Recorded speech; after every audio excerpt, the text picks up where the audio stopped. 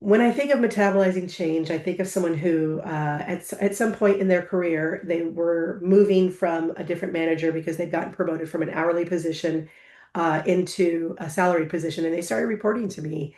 And in that, the first discussions of what's that onboarding into my team going to look like, she brought up, that she was concerned about her schedule, that she had previously been able to take, leave early to go to college classes and that type of thing. And would that be a problem for me?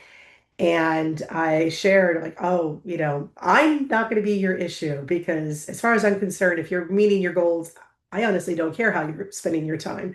But I warned her, you're moving from hourly to salary. And anybody out there that had made that transition knows exactly what happens is that there's not someone there that's pushing you to go home. You don't have to clock out after so many hours during the day. You don't have to take a mandatory break. You're accessible at any point in time as long as you give permission for that to be the case. So I said, look, you're the one that's going to have to watch this. Plus, I also knew because we worked in the same department, even though she didn't originally report to me, that she was fantastic at her job. And I said, look, there's a reason that you got moved into this position, this promotion that you got, because you're amazing at what you do. So people are going to constantly be reaching out to you.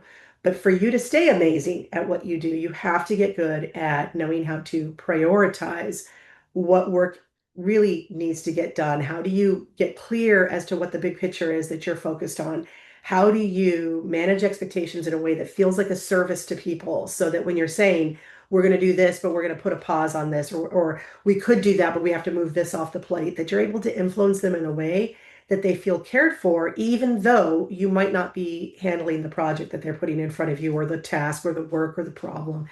And that gets really tough to do, especially most people that I know that are really great at their jobs have a strong service mindset. They want to say yes to everything.